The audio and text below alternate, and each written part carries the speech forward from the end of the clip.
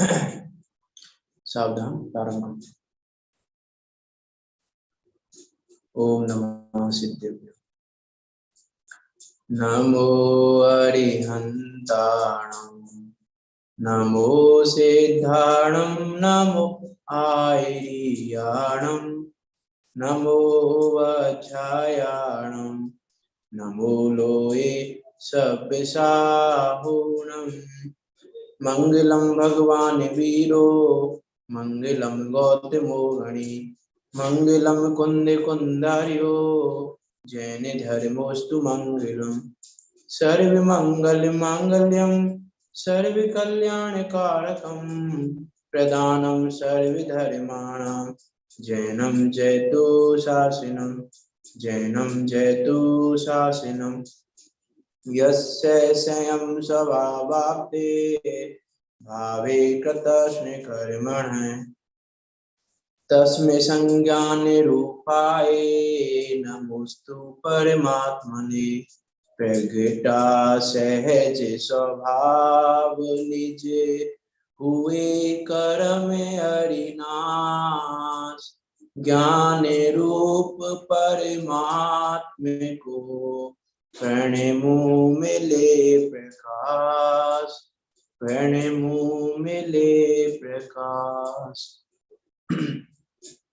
आचार्य पूज्यपाद स्वामी द्वारा विरचित 51 गाथाओं में निबद्ध सहज और सरल भाषा में लिखा हुआ उदाहरण सिद्धांतों के माध्यम से इष्ट का उपदेश देने वाला ऐसा यह इष्ट उपदेश नामक ग्रंथ, इस पर हमारी चर्चा चल रही है। इस इष्ट उपदेश नामक ग्रंथ के 18 नंबर तक की गाथा की चर्चा हमारी यहाँ हो गई।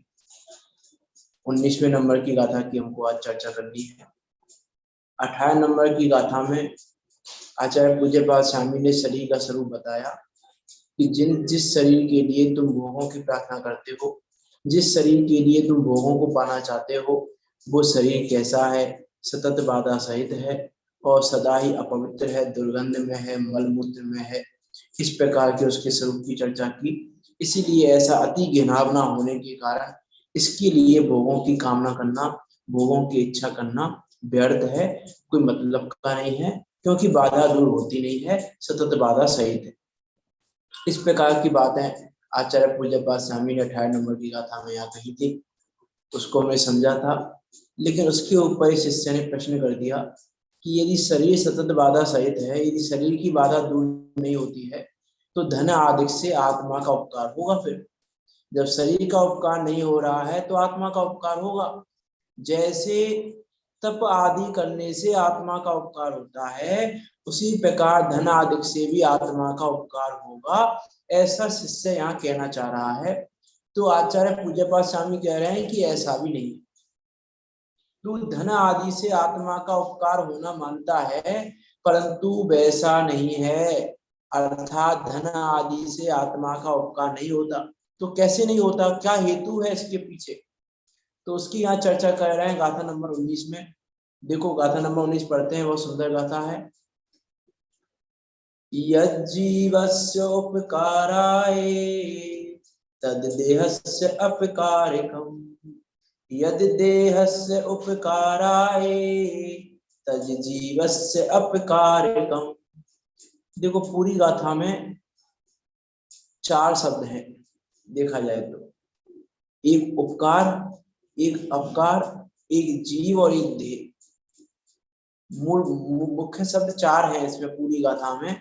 क्या कह रहे हैं, यद जीवस्य उपकाराय, यद उसका संधि विच्छेद करेंगे तो यत, यत जीवस्य उपकाराय, यत अर्थात जो, जीवस्य उपकाराय जीव को उपकारी है, जो जीव को उपकार करने वाला है, जीव का उपकार करने वाला है, जीव के लिए उपकारी है।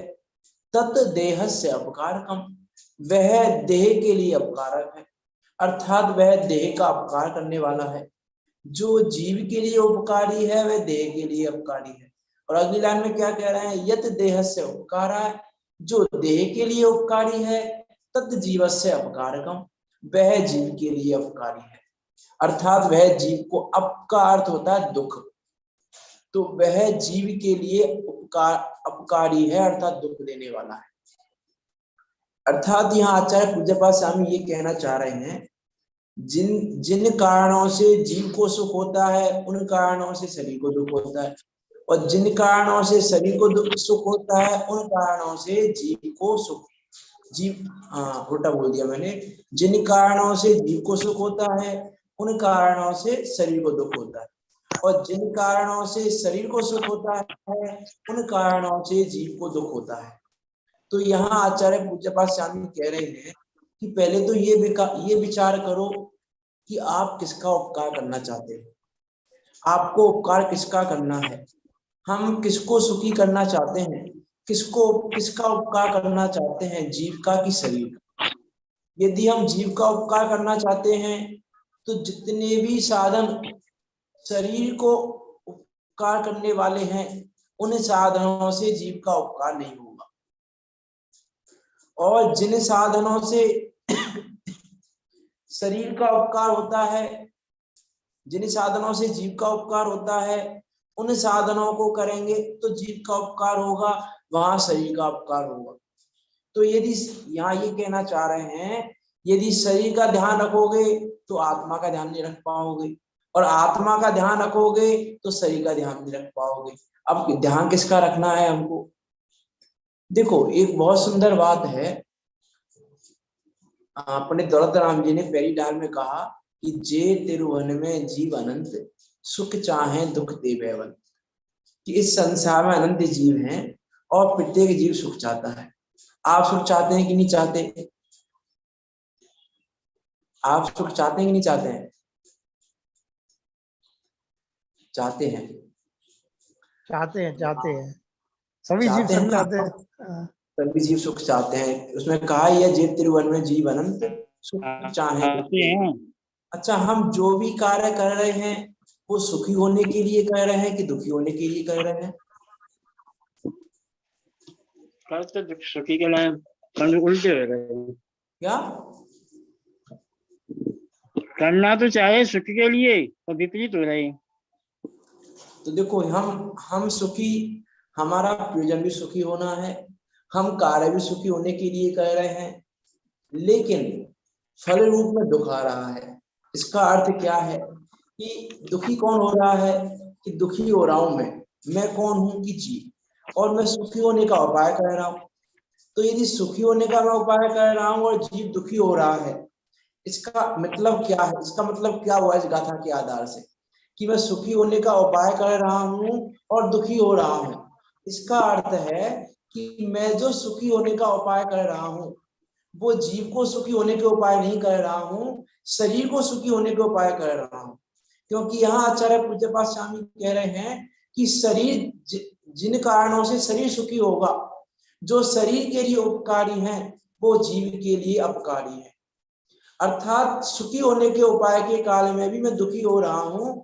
इसका अर्थ है कि उस समय में जो भी उपाय कर रहा हूं वो सारे उपाय शरीर को सुखी होने के लिए कर रहा हूं। मैं पैसा कमा रहा हूं तो शरीर को सुखी करने के लिए, मैं विषयों का सेवन कर रहा हूं तो शरीर को सुखी करने के लिए, मैं भोगों का सेवन कर रहा हूं तो शरीर को सुखी करने के लिए, मैं जो भी कार्य कर रहा हूं चाहता तो हूं मैं सुखी हो जाऊं, लेकिन मैं सुखी नहीं हो रहा हूं। इसलिए यहाँ कह रहे हैं कि भाई जो भी तू कार्य कर रहा है उस कार्य से यदि सुखी होना चाहता है तो ये विचार कर पहले कि तू जो कार्य कर रहा है उस कार्य से सुखी होगा कौन?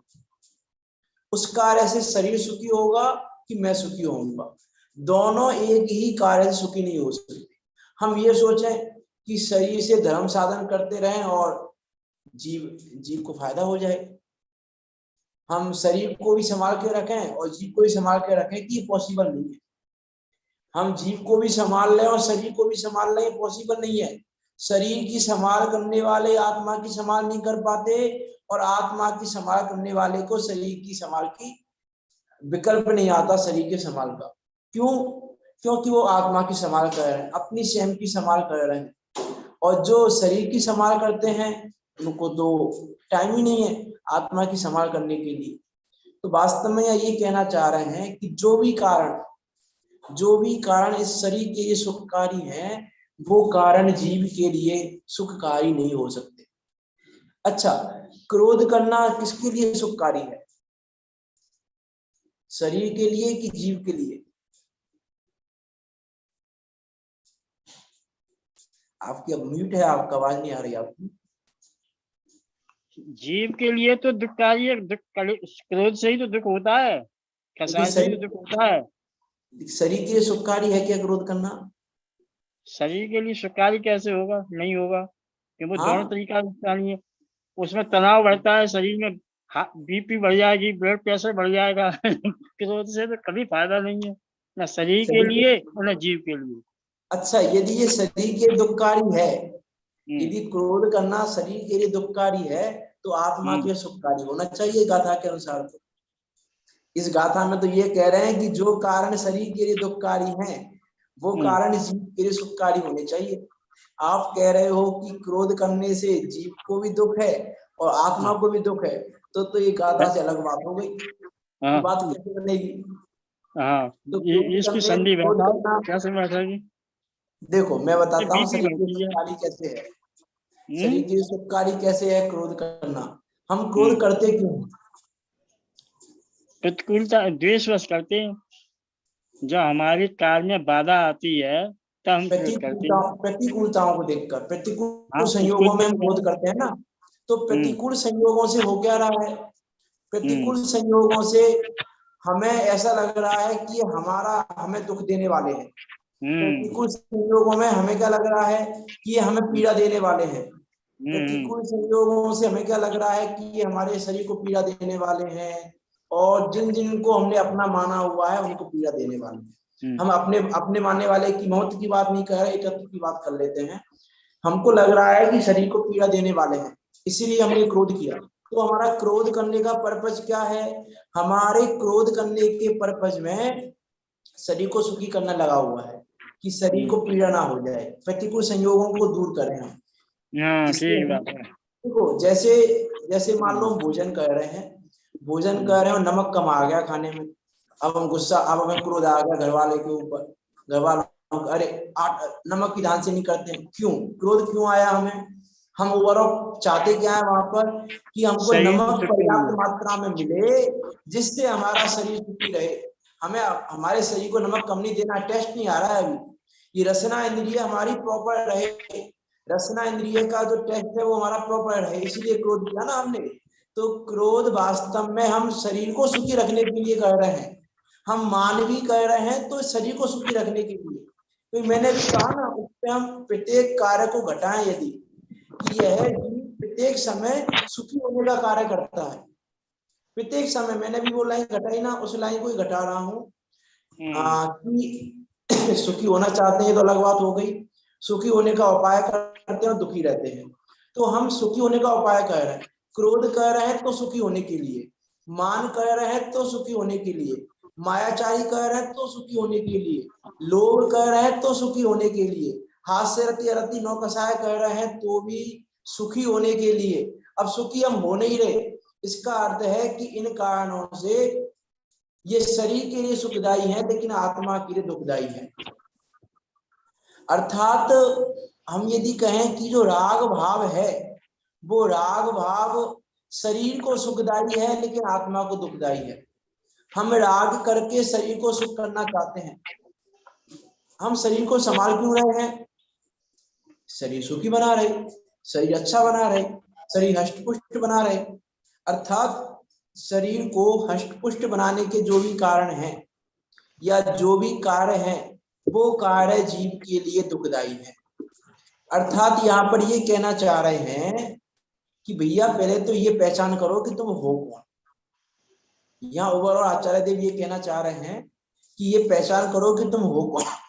सुखी होना चाहते हैं, अच्छी बात है, प्रत्येक जीव चाहता है सुखी होना, तो लेकिन यह जीव शरीर में एकत्वपना करता है, अहमपना करता है, इसलिए इसको क्या लगता है, मैं सुखी होना चाहता हूं ना, तो सुखी हो तो रहा हूं मैं। मेरा शरीर निरोगी रहेगा तो मैं सुखी रहूंगा ना। यदि मेरा शरीर हष्टपुष्ट रहेगा तो मैं सुखी रहूंगा। यदि मेरा शरीर, यदि मेरी नेत्र इंद्रियां बराबर बनी रहेंगी तो मैं सुखी रहूंगा कि नहीं रहूंगा? यदि मेरी नेत्र इंद्रियां बराबर बनी रहें तो मैं सुखी रहूंगा कि नहीं रहूंगा? कि अब नेत्र इंद्रिय चली जाएंगे, जिनेंद्रिय को दर्शन कैसे करूंगा? नेत्र तो मुझे अच्छी चाहिए, नेत्र इंद्रिय अच्छी बनी रहनी चाहिए मेरी लास्ट तक, कर्ण इंद्रिय मेरी अच्छी बनी रहनी चाहिए लास्ट तक, रसना इंद्रिय मेरी अच्छी बनी रहनी चाहिए लास्ट तक। ये तो मैं टेस्ट कैसे लूंगा पकवानों का? मीन्स पांचों इंद्रियों को ही अच्छी रखना चाहता है। तो तुम अच्छा किसको रखना चाहते हो?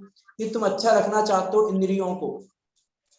तो जिन कारणों से इंद्रियां अच्छी रहेंगी उन कारणों से आत्मा अच्छा नहीं रह सकता, क्योंकि जो शरीर के लिए अच्छे के कारण है वो आत्मा के लिए बुरे के कारण है।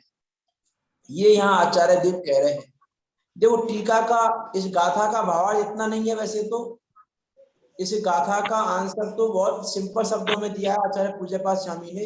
ये तो इस गाथा के आधार से हम बात कर रहे हैं। यहाँ तो ये कहा है कि जो ये पैसा आदि है ना, वो पैसा आदि शरीर के लिए सुख का कारण है, आत्मा के सुख का कारण नहीं है। जो शिष्य ने प्रश्न किया था उस प्रश्न के उत्तर के लिए ये बात कही है। लेकिन हम इस बात का विचार करके देखें यदि कि वास्तव में राग है शरीर के लिए सुख का कारण और वैराग्य है जीव के लिए सुख का कारण। तो जब वैराग्य होगा तो शरीर के लिए दुखदाई होगा। दुखदाई होगा अर्थात हमको लगता है कि दुखदाई है, हमको लगता है अरे वैराग्य हो जाएगा तो कैसे काम चलेगा, वैराग्य हो जाएगा, घर वालों के प्रति वैराग्य हो जाएगा, खाने के प्रति वैराग्य हो जाएगा तो बहुत परेशान हो जाएंगे हम।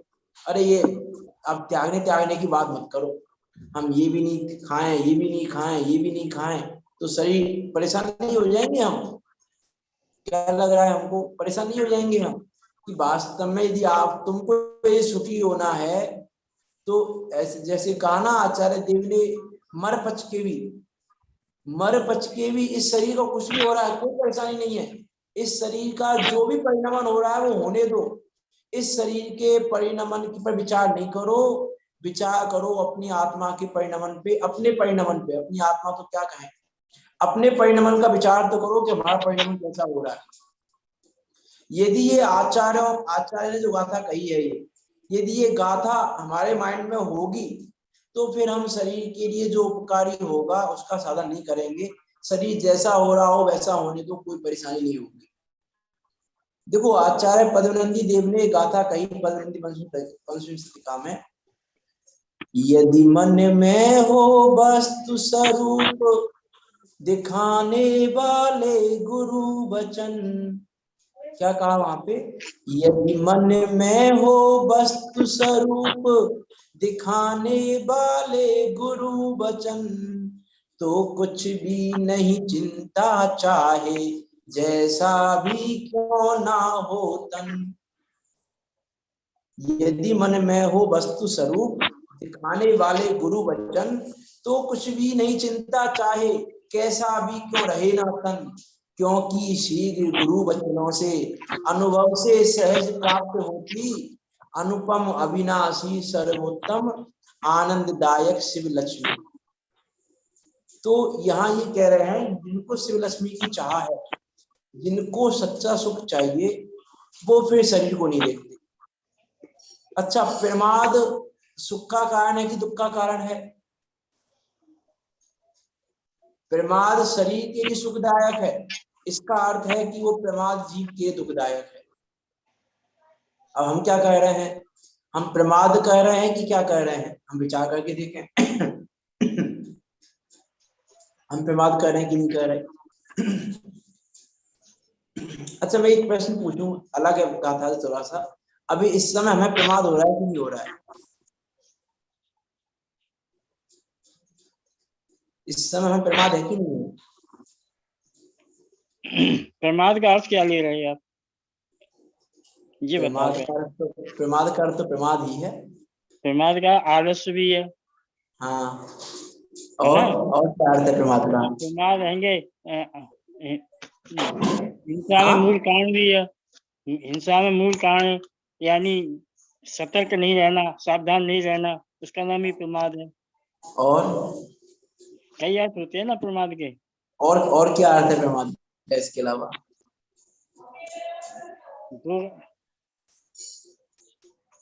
चलो कई होंगे। आपने अर्थ पूछा है तो बात ही कह देता हूँ पूरी कि देखो प्रमाद, प्रमाद किसका नाम है? कसाय करने का नाम भी प्रमाद है। पता है आपको? कसाय करने का नाम भी प्रमाद है, विषय सेवन करने का नाम भी प्रमाद है कि नहीं है? कसाय करने का नाम प्रमाद है कि नहीं? विषय सेवन पर, हाँ, विषय सेवन में प्रमाद तो नहीं होना चाहिए। राग राग राग के कारण प्रमाद है। विषय सेवन करना प्रमाद नहीं होना चाहिए। तो प्रमाद के 15 भेद कौन कौन से हैं? मेरे ख्याल में नहीं। प्रमाद के 15 भेद पता है आपको? नहीं। प्रमाद के 15 भेदों में 4 कसाई भी आती हैं, 5 इंद्रियों के विषय सेवन भी आते हैं। तो कसाय करना भी प्रमाद है, विषय सेवन करना भी प्रमाद है। सेवन, अच्छा, और 9 हो गए। 9 हो गए ना। एक निद्रा है, एक निद्रा है, एक स्नेह है, 11 हो गए। और स्नेह 11 हो गए। निद्रा, चार के नाम याद नहीं आ रहे हैं।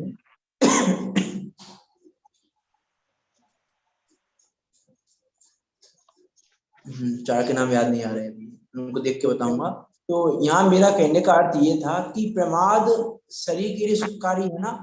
इसका अर्थ है कि विषय सेवन भी एक प्रमाद है। कसाय क्रोध कर रहे हैं हम, तो हमको नहीं लगता हम प्रमाद कर रहे हैं, इसलिए मैंने वो विषय आया प्रमाद का तो इसलिए बोल दिया बीच में। हम क्रोध कर रहे हैं तो हमको नहीं लगता कि हम प्रमाद कर रहे हैं। हम मायाचारी कर रहे हैं तो हमको नहीं लगता कि हम प्रमाद कर रहे हैं।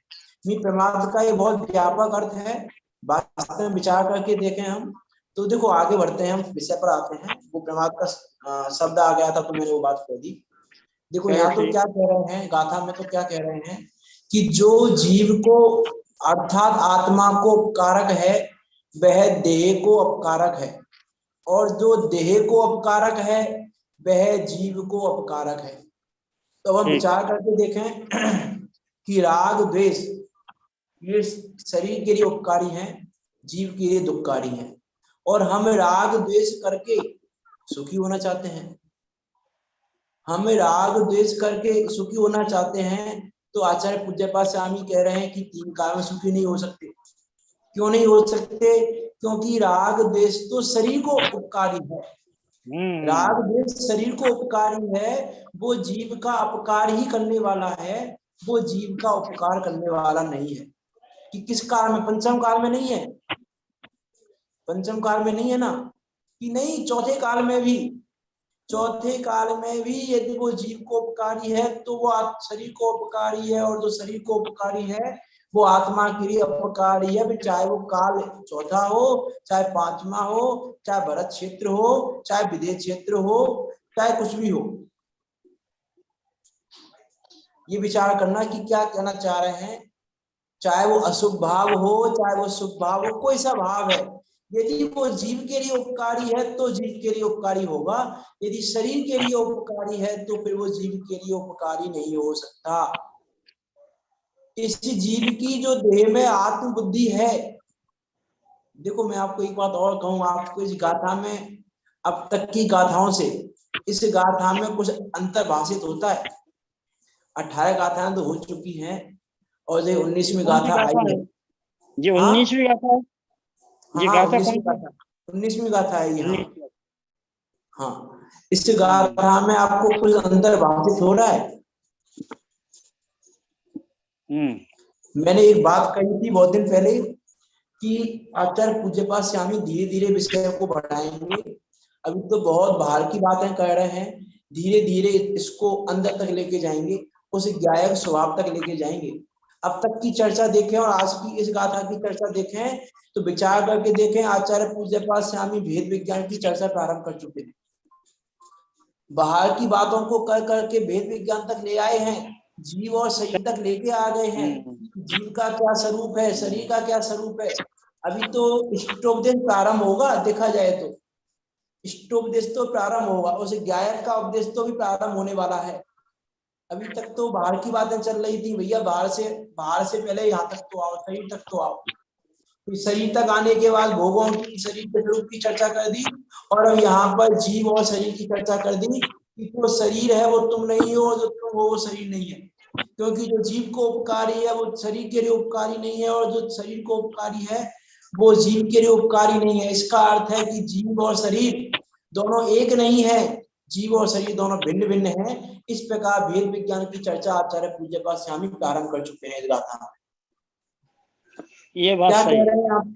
आगे बढ़ क्या? रहे हैं धीरे धीरे, आगे बढ़ रहे हैं धीरे धीरे वेद ज्ञान की तरफ। बिल्कुल, इसी अब का उसे डायरेक्ट स्वभाव तक लेके जाएंगे आचार्य पूज्यपाद स्वामी। अभी तक हमको लग रहा होगा कहाँ कहाँ की बातें कर रहे हैं। अपनी चर्चा तो आई नहीं, शुद्धात्मा की बात तो आई नहीं, आएगी, शुद्धात्मा की बात भी आएगी। इष्टोपदेश ग्रंथ है, इष्ट का उपदेश देगा, और इष्ट अपना शुद्धात्मा है। सही है। ऐसा हो नहीं सकता कि शुद्धात्मा का उपदेश दिए बिना इष्टोपदेश समाप्त हो जाए। इष्टोपदेश है तो इष्ट का उपदेश तो उसमें मिलेगा ही। उस वेद ज्ञान की बात यहाँ कह रहे हैं कि जब तक इस जीव को देह में आत्मबुद्धि है, तो देह में आत्मबुद्धि वो शरीर को ही सुखी करेगी, जीव को सुखी नहीं कर सकती। देह में आत्मबुद्धि होगी तो तुम शरीर को सुखी करोगे, क्योंकि तुमने देह को ही अपने रूप माना हुआ है, और तुम सुखी होना चाहते हो, और तुमने माना हुआ है कि यही तो मैं हूं। मैं चाहता हूं कि मैं सुखी हो जाऊं, सब चाहते हैं कि मैं सुखी हो जाऊं, लेकिन दुखी क्यों हो रहे हैं? क्योंकि मैंने ये माना हुआ है कि ये मैं हूं और मैं सुखी होना चाहता हूं, तो मैं सुखी इसको कर रहा हूं, मैं इसको सुखी कर रहा हूं। और आचार्य पूज्यपाद स्वामी कह रहे हैं कि जो इसको सुखी के कारण है वो तुम्हारे लिए सुख के कारण नहीं हो सकते, जो इसको उपकारी है वो तुम्हारे लिए उपकारी नहीं हो सकते, वो जीव के लिए अपकारी ही है। वास्तव में विचार करके देखें, आचार्य ने तो देह की आत्मबुद्धि के लिए ना जाने किस किस प्रकार के शब्दों का प्रयोग किया है, किस किस प्रकार की बातें की हैं। कहीं बहिरात्मा अंतरात्मा कह के बातें, बहिरात्मा कह के बातें की हैं, तो कहीं कुछ कह के बातें की हैं। आचार्य पूज्यपाद स्वामी ने ही, आचार्य पूज्यपाद स्वामी ने समाधि तंत्र लिखा ना, समाधि तंत्र में उन्होंने बहिरात्मा अंतरात्मा परमात्मा, इसके अलावा तीसरी बात ही नहीं। पूरे समाधि तंत्र में यही बात है, बहिरात्मा अंतरात्मा परमात्मा। तो यहाँ कह रहे हैं जब तक तुम बहिरात्मा रहोगे, जब तक बहिरात्मा रहोगे तब तक तुम शरीर को ही सुखी होने के उपाय करते रहोगे, और जब तक शरीर को सुखी होने के उपाय करते रहोगे तब तक यह जीव सुखी नहीं हो सकता, तब तक यह जीव किसी भी प्रकार से सुखी नहीं हो सकता। कि विदेश क्षेत्र में जाते तो जाके तो हो जाएंगे ना हम सुखी, सिमंदर भगवान की दिव्य धनी मिलेगी हमको साथ साथ सुनने को, तो सुखी होंगे कि नहीं होंगे? बताइए, विदेश क्षेत्र में जाएंगे, सिमंदर भगवान की वाणी मिलेगी, सुखी होंगे कि नहीं होंगे? नहीं। हमको लगता है कि अरे भरत क्षेत्र में क्यों जन्म ले लिया, विदेश क्षेत्र में जन्म ले लेते तो अच्छा रहता। कि क्या अच्छा रहता विदेश क्षेत्र में जन्म ले लेते तो? अभी मोचन प्रकाश जी में चर्चा की थी हमने पंचम काल के ऊपर, तब वहां हमने चर्चा की थी। हमको लगता है विदेश क्षेत्र में जन्म ले लेते कि अरे विदेश क्षेत्र में से नरक में जाने वालों की संख्या अधिक है, यदि आप देखोगे कर्णान योग को तो। और विदेश क्षेत्र वाला साथ में नरक तक जा सकता है, विदेश क्षेत्र वाला भी साथ में नरक तक जाता है। हमको हम कहाँ क्षेत्र और कालों को लेके बैठे हैं। वास्तव में इन क्षेत्र कालों को लेके बैठना भी यही दर्शाता है कि हमारी इस शरीर के प्रति, क्षेत्र के प्रति, काल के प्रति, सबके प्रति आत्मबुद्धि पड़ी हुई है। ये क्षेत्र अच्छा है, ये क्षेत्र बुरा है, ये काल अच्छा है, ये काल बुरा है। पंचम काल अच्छा है कि बुरा है? अच्छा है कि बुरा है पंचम काल? अपेक्षा की बात है। काल कोई बुरा नहीं है ना, पंचम काल बुरा ना चौथा काल बुरा है। हमारी बात मानता में मान्यता बुरी है। अपेक्षाकृत बात भी नहीं है। पंचम काल हर प्रकार से अच्छा है। किस प्रकार से? बस एक साक्षात, पंडित टोडरमल जी ने कहा, पंडित टोडरमल जी की लाइन है, एक साक्षात मोक्ष ना होने की अपेक्षा, बस इतना कह सकते हो आप कि साक्षात मोक्ष नहीं होता, इस अपेक्षा बुरा कह सकते हो। और बाकी किसी भी अपेक्षा से ये पंचम काल बुरा नहीं है।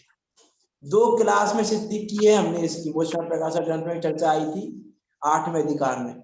2 क्लास में सिद्धि की हमने इस बात की कि पंचम काल बुरा नहीं है, किसी भी रूप में बुरा नहीं है पंचम काल। हमको लग रहा है कि नहीं, अरे पंचम काल में क्यों जन्म ले लिया? कि आप यदि काल के पीछे भागोगे क्षेत्र के पीछे भागोगे तो जीव को नहीं पकड़ पाओगे। आप क्षेत्र को अच्छा करना चाहते हो तो जीव को अच्छा नहीं कर पाओगे। आप काल को अच्छा करना चाहते हो तो जीव को अच्छा नहीं कर पाओगे। जो देखो जीव के लिए और देह के लिए, अब देह में हम पूरा पर ले लें, जो भी पर है स्वयं के अलावा जो भी पर है, यदि उस पर को अच्छा करना चाह रहे हैं हम तो जीव को अच्छा नहीं कर पाएंगे। ये आचार्य पूज्यपाद स्वामी यहाँ पर कह रहे हैं। इसलिए वास्तव में तो पर को अच्छा करने की, पर को सुखी करने की, पर को प्रसन्न करने की, पर प्रसन्न हो जाए तो अच्छा है, पर ये अच्छा हो जाए, अरे दूसरे अच्छा समझे हम। क्या हो रहा है, यह जीव किस लिए दुखी है? ये जीव दुखी इसलिए नहीं है कि इसके पास पैसा नहीं है या इसके पास भोग नहीं है, इसलिए है, किस लिए दुखी है ये अभी कि अरे देखो वो कहते हैं कि हम आपके पास पैसा नहीं, हम बहुत अच्छे सुखी थे, अच्छे से रह रहे थे, कभी किसी ने हमसे कह दिया अरे यार तुम्हारे पास 4 व्हीलर होती तो और अच्छा होता। अब हमको क्या लगा 4 व्हीलर लेंगे तो सुखी हो जाएंगे। नहीं, हम अपने सुख का पैरामीटर, हम अपने सुखी दुखी की पहचान दूसरों के आधार से कर रहे हैं कि दूसरे जब ये कह देंगे कि हाँ अब तुम सुखी हो तो हमको लगेगा कि हाँ अब हम वैभववान हैं, अब हम सुखी हैं। तो दूसरा तो 3 काल में कहेगा नहीं, पहली बात, और कह भी देगा तो तुम दूसरे को सुखी कह रहे हो, दूसरे को सुखी करने में स्वयं सुखी नहीं होता। जो दूसरे को सुख का कारण है वो अपने लिए सुख का कारण नहीं हो सकता, जो अपने लिए सुख का कारण है वो पर के लिए सुख का कारण नहीं हो सकता। ये यहाँ आचार्य देव कह रहे हैं। हमने देह की जगह पर शब्द का प्रयोग कर लिया गाथा में, यहाँ तो देह के लिए बात की है कि जो जीव के लिए उपकारी है वो देह के लिए अपकारी है, और जो देह के लिए उपकारी है वो जीव के लिए अपकारी है। देखो इसकी टीका पढ़ते हैं, टीका पढ़ लें इसकी, थोड़ा सा समय 5 मिनट एक्स्ट्रा लेके या फिर बाद में पढ़े टीका। हाँ ले लीजिए, 5 मिनट एक्स्ट्रा ले लो। क्लास है क्या सस्तिका जी? हाँ होगी, अनुप्रज्ञा क्लास है, लेकिन 5 मिनट ले लो आप ज्यादा। चलो इसकी टीका पढ़ लो, आप टीका पढ़ लेते हैं इसकी एक बार। हाँ। टीका में गाथा का भाव आ जाएगा। एक्चुअली हमने थोड़ी सी चर्चा इस गाथा के आधार से एक भेद विज्ञान रूप में ली है, लेकिन यहाँ पे जो चर्चा की है उसको देख लेते हैं टीका में। यहाँ पे अलग बात की है, यहाँ पे तो ये बात की है कि जो तप है वो जीव के लिए उपकारी है और जो धन आदि है वो शरीर के लिए उपकारी है, इस प्रकार की यहाँ बात की है। जो अनशन आदि तप का अनुष्ठान, जो अनशन आदि तप का अनुष्ठान जीव को पुराने तथा नए पापों को नाश करने में तथा दूर करने में कारणभूत होने से जीव को उपकारक है, वह तप आदि आचरण देह को गिलानी आदि का कारण होने से अपकारक है। अर्थात तप से जीव का उपकार होता है लेकिन शरीर का अपकार होता है, और जो धन आदि भोजन आदि के उपयोग द्वारा क्षुधा आदि पीड़ा को नाश करने का कारण होने से शरीर को उपकारी है, उस धन के उपार्जन आदि में पाप उत्पन्न होता होने से और वह पाप दुर्गति के दुख का कारण होने से जीव को अपकारक है। इसीलिए धन आदि द्वारा जीव के उपकार की गंध भी नहीं है, होना तो बहुत दूर की बात है, स्मेल भी नहीं है। होता है ना, गंध शब्द का प्रयोग क्यों किया यहाँ पे कि किसी स्मेल आ रही है हमको बेकार, लेकिन वो बेकार वस्तु यहाँ नहीं है, दूर है कहीं पर, लेकिन स्मेल आ रही है। तो वस्तु तो दूर है लेकिन उसकी स्मेल आ रही है। यहाँ कह रहे हैं धन आदि द्वारा जीव के उपकार की स्मेल भी नहीं है, गंध तक नहीं है।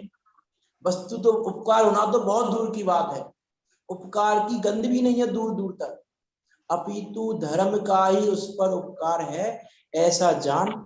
इस प्रकार की बात यहाँ पे की है आचार्य पूज्यपाद स्वामी ने। आज क्लास थोड़ा लेट स्टार्ट हुई थी, नहीं तो आज सोचा था ये गाथा पूरी करने का। आगे करेंगे गाथा को पूरी, और फिर आगे अगली गाथा भी इसी ऐसी ही है, अगली गाथा भी इसी के रूप में कही आचार्य पूज्यपाद स्वामी ने। तो अगली क्लास में हम कोशिश करेंगे अगली गाथा भी पूरा करने की। विचार करना वास्तव में कि शरीर और आत्मा में से हम किसको सुखी करना चाहते हैं और किसको सुखी कर रहे हैं। ये यहाँ गाथा का एक भावार्थ रूप में यदि हम बात करें कि हम चाहते हैं शरीर आत्मा को सुखी करना, लेकिन कर रहे हैं शरीर को सुखी। तो ऐसा ना करके जो आत्मा के सुख के कारण है, उन कारणों को खोजकर उन कारणों को करें तो उचित कार्य की प्राप्ति होगी और ये जीव सुखी होगा।